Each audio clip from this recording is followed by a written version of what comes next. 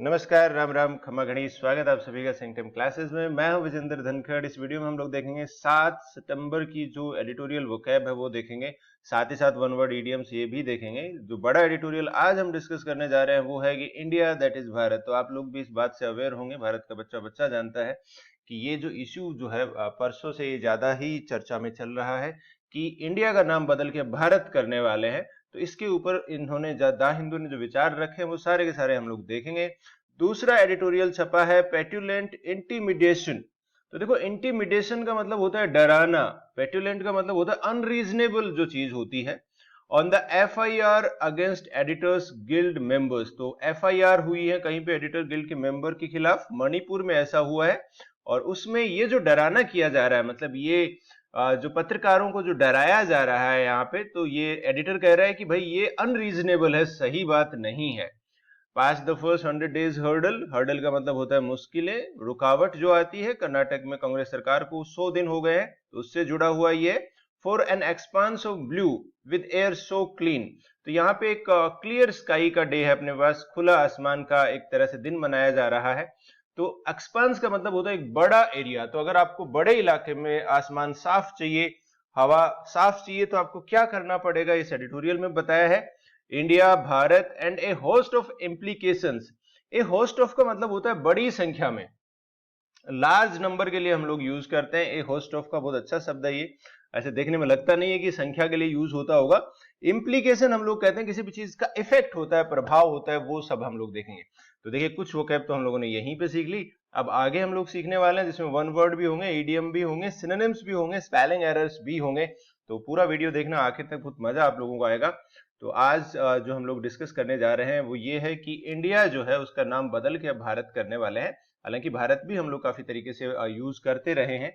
तो ये होने वाला है। तो आप लोगों की क्या राय है, कमेंट करके जरूर बताएं कि भाई कौन कौन सी ऐसी चीजें हैं जो हमें करनी चाहिए थी, पहले करनी चाहिए थी या नहीं करनी चाहिए थी। तो आपकी जो भी राय है प्लीज कमेंट करके बताइए कि इंडिया और भारत जो बदलने वाले, नाम बदलने वाले, उसके बारे में आपकी राय क्या है। एको जो होता है भाई, देखो, एको हम लोग कहते हैं प्रतिध्वनि को। प्रतिध्वनि a sound that is reflected off a surface. जैसे होता है ना कि वो खाली कुएं में जाके चिल्लाना होता है, वहां पे जो साउंड आती है उस साउंड को हम लोग क्या कहते हैं, एको कहते हैं। यहाँ पे एको क्या होता है कि जैसे किसी ने कोई बात बोली है, उसी बात के बारे में जनता भी बात कर रही है, तो वो एको हो गया। रिपीट करना हम लोग कह देंगे नॉर्मल, या रीइटीरिएट करना हम लोग कह देंगे। तो रीइटीरिएट भी दोहराना होता है, रिपीट करना होता है। डिस्कार्ड जो है, इसका मतलब हो गया भाई छुटकारा पाना, कि भाई छोड़ो, नहीं चाहिए ये चीज, तो डिस्कार्ड कर दो, इसको निकाल दो। To get rid of something. और इसके लिए हम लोग और जो शब्द यूज करेंगे वो करेंगे एलिमिनेट करना, हम लोग इसे कह सकते हैं।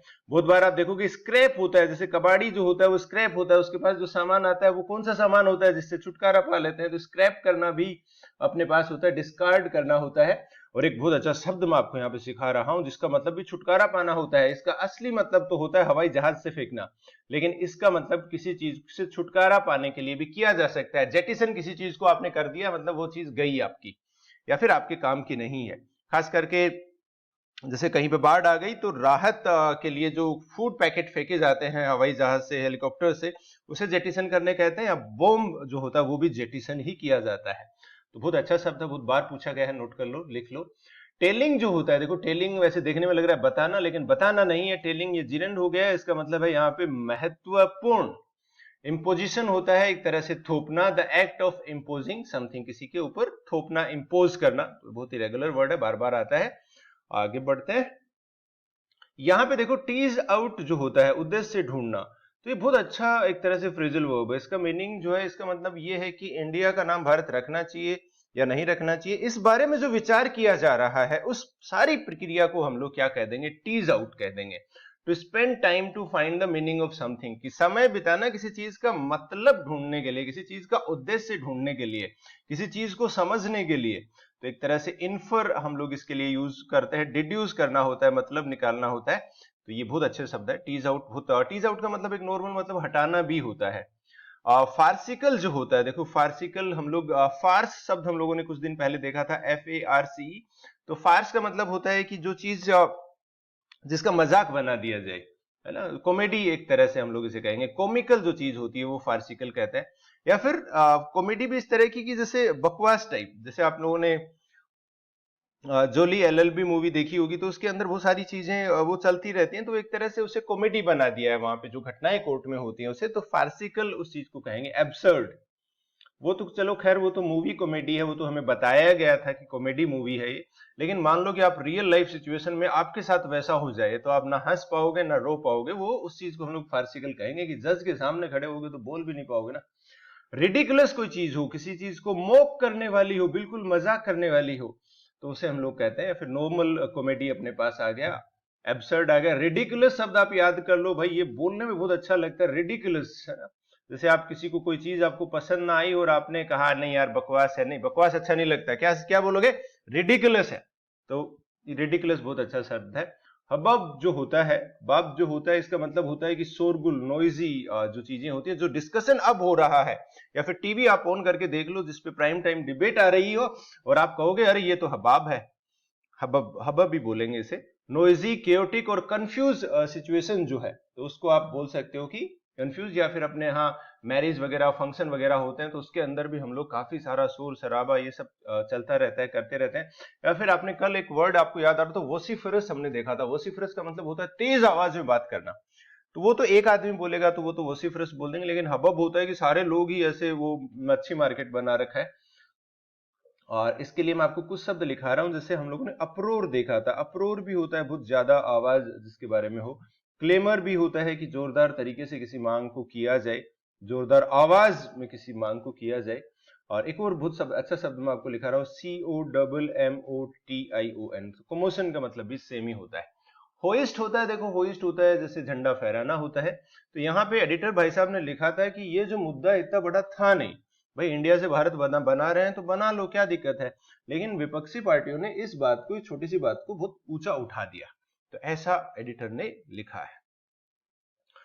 डिसिपेट जो उसका मतलब होता है कि छितराना होता है, डिस्पर्स करना होता है, स्कैटर या ग्रेजुअली डिसअपियर। इस शब्द पे ध्यान देना, ग्रेजुअली डिसअपियर, धीरे धीरे धीरे धीरे कम हो जाना।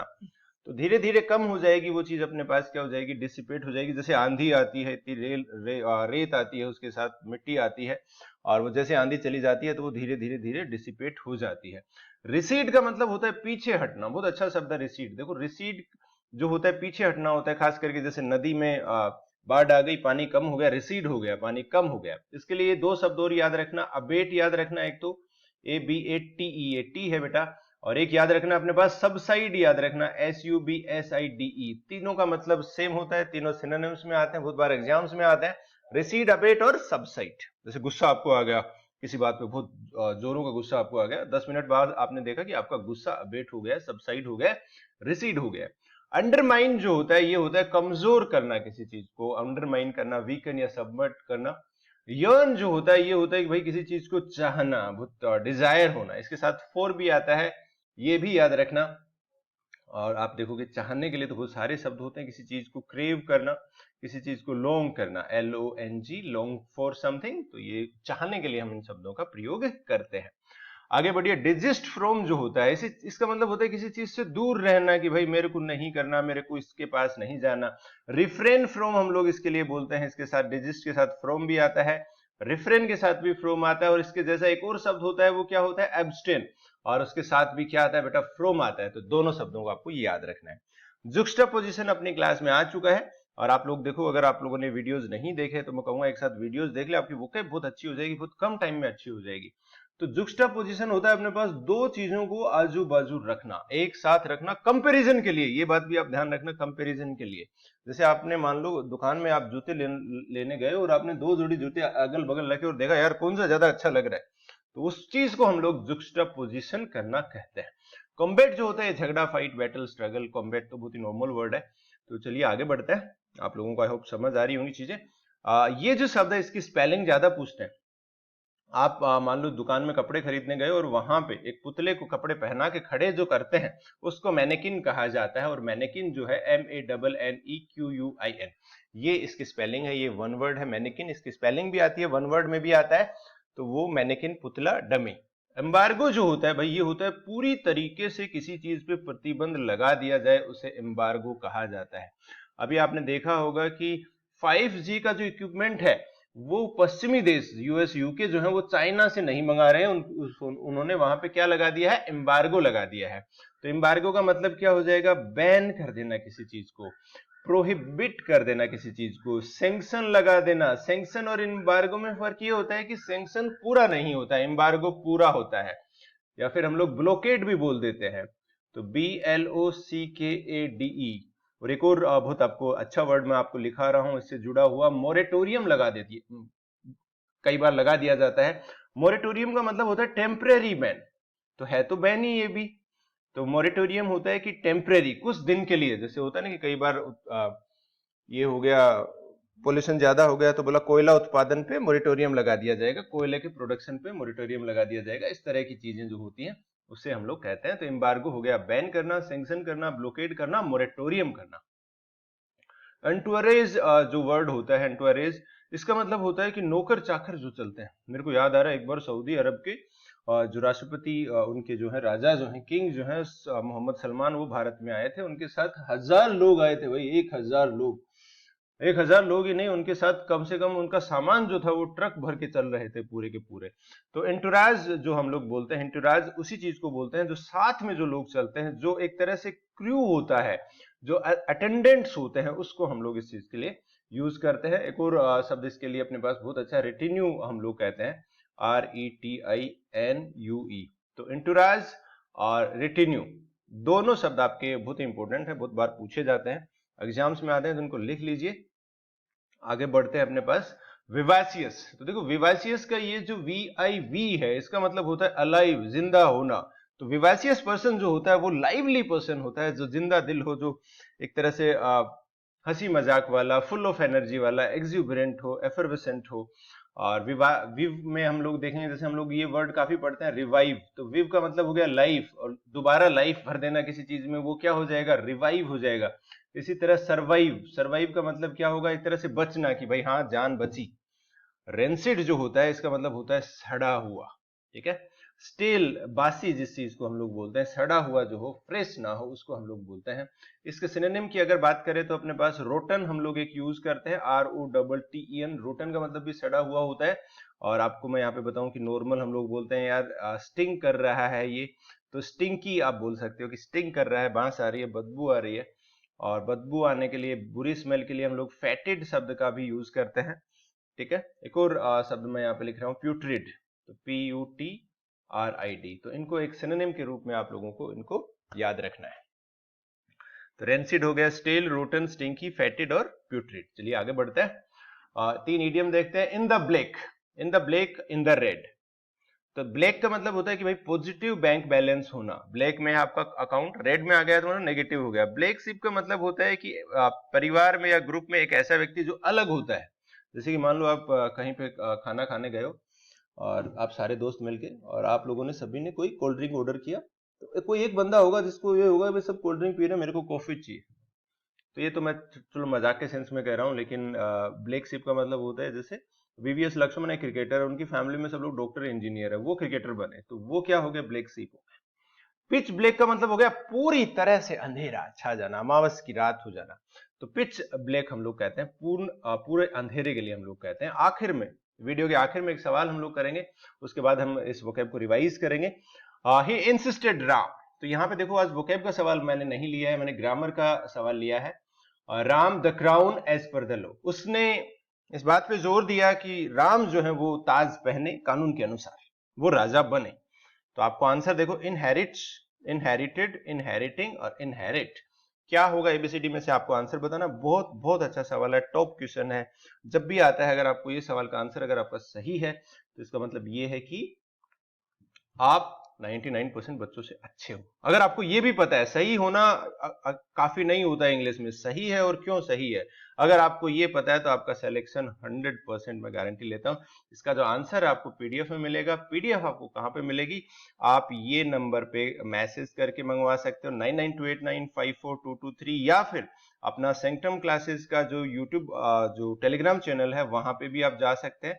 और वहां पे भी आपको ये पीडीएफ आप डाउनलोड कर सकते हैं। आपको कोर्सेज वगैरह चाहिए तो सेंक्टम क्लासेस की मोबाइल ऐप है, एंड्रॉइड ऐप है, जो आप जाके डाउनलोड कर सकते हैं। और तो चलिए एक बार फिर हम लोग चलते हैं और सारी की सारी वोकैब जो हम लोगों ने आज देखी उसे रिवाइज करते हैं। तो देखो, एको होता है रिपीट करना, दोहराना, रिफ्लेक्ट होना। डिस्कार्ड होता है छुटकारा पाना किसी चीज से। टेलिंग इंपोर्टेंट, इंपोजिशन होता है थोपना। टीज आउट होता है कि उद्देश्य ढूंढना, मीनिंग ढूंढना, किसी चीज को समझने की कोशिश करना। फार्सिकल होता है कॉमिकल होता है, हास्यास्पद होता है, हबब होता है। शोरगुल, noisy, chaotic, confuse situation. Hoist का मतलब होता है किसी चीज को ऊपर उठाना, झंडा फहराना। जैसे डिसिपेट होता है छितराना, धीरे धीरे कम हो जाना। रिसीड का मतलब होता है घटना, अबेट होना, सबसाइड होना। अंडरमाइन हम लोग कहते हैं कमजोर करना। यर्न फॉर, चाहना। डिजिस्ट फ्रॉम, किसी चीज से दूर रहना। जुक्स्टा पोजिशन होता है आजू बाजू, अगल बगल लगना। कॉम्बैट होता है झगड़ा। मैनेकिन होता है पुतला। डमी जो होता है एम्बार्गो, पूरा प्रतिबंध लगाना, बैन लगाना, सैंक्शन लगा देना, ब्लॉकेड करना या फिर मोरेटोरियम लगा देना। एंटुराज जो होता है इसका मतलब होता है नौकर चाकर जो होते हैं, जो साथ चलते हैं, जो जत्था जो होता है लोगों का जो साथ चलता है। भाई अक्षय कुमार चलता है तो 20 लोग और उसके साथ चलते हैं, तो उसे रेटिन्यू कहते हैं, एंटुराज कहते हैं। फिल्म पर्सनैलिटीज, फेमस लोगों के साथ ही ऐसा होता है। विवासियस कहते हैं जिंदा दिली। रेंसिड होता है सड़ा हुआ, स्टेल, रोटन, स्टिंकी, फैटेड और प्यूट्रेड। तो चलिए ये थी आज की क्लास। अगर आप लोगों को ये क्लास पसंद आई है तो प्लीज लाइक शेयर सब्सक्राइब जरूर करें, अपने दोस्तों को जरूर बताएं और रोजाना आके फिर देखिए। भाई वीडियो रोजाना देखोगे तो और मजा आएगा, ऐसी वोकैब हो जाएगी, आप लोग भी होगा कि हाँ वोकैब तो सीख ली, अब आगे क्या सीखना है। That's all, thanks for joining, have a nice day.